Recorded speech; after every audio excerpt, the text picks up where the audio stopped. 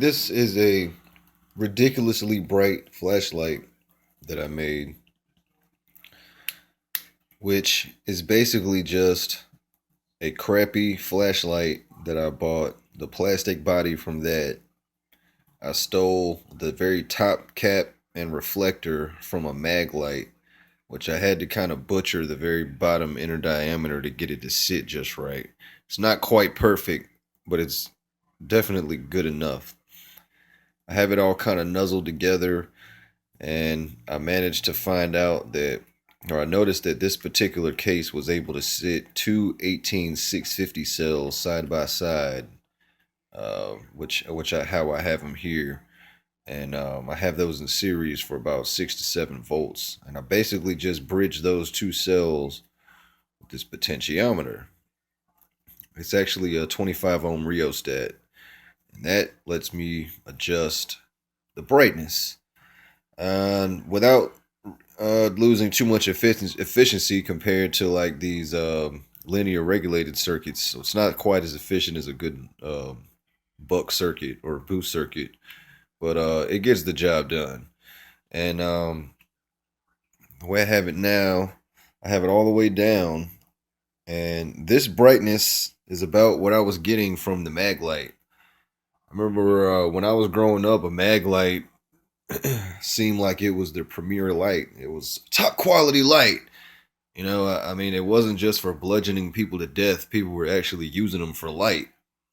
Nowadays, it seems like it's just a blunt weapon.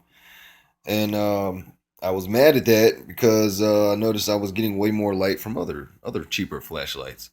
Anyway, this guy on low, like I say, gives me very good light. But if I turn it up all the way, now we have ridiculous light. Now we have light where I can cut it on and face it at the ceiling, and it looks like I've cut normal house lights on. It's kind of hard to tell with this camera. But even from a distance, just the reflection against a white surface is just too much for this camera to handle. It's almost damaging to my camera, and I almost don't want to do it. But one thing that you notice with these super bright lights is in everybody's home, it doesn't matter how clean you are.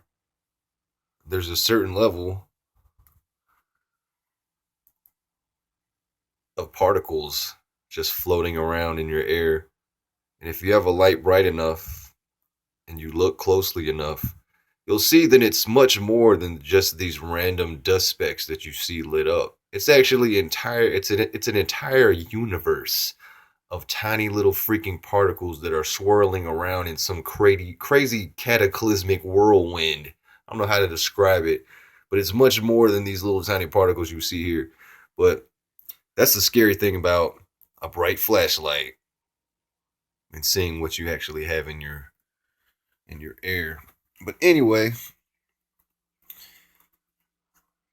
what this guy is a HXP-70 bulb or emitter, excuse me. It's an LED, and it's kind of hard to tell, but there's actually four. I don't think I'm going to be able to zoom in on this. There's actually four LEDs on this one little board. There we go. And you can see it sort of looks like a Windows logo. But those are four XML2 emitters on the same die. And you can get those arranged in 6 volts or 12 volts. And I had this in 6 volts. That way I could use two 18650 cells in series to light that up. But this, when driven fully, will give you an advertised 5,000 lumens. And if you understand lumens, that's ridiculous. And the problem with that is you're dissipating roughly 30 watts.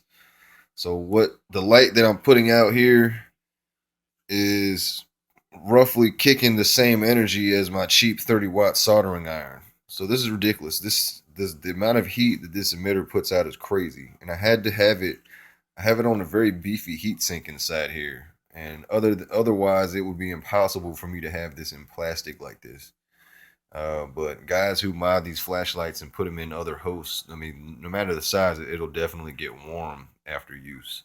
So this is not kicking out the full lumens. It's got about it's got slight bits of extra resistance in the way that it's made, so it's not able to kick out that full 30. But it's giving me, I would say, about 3,000 lumens, because this totally blows away my 1,000 lumen flashlights. But yeah, insanely bright flashlight.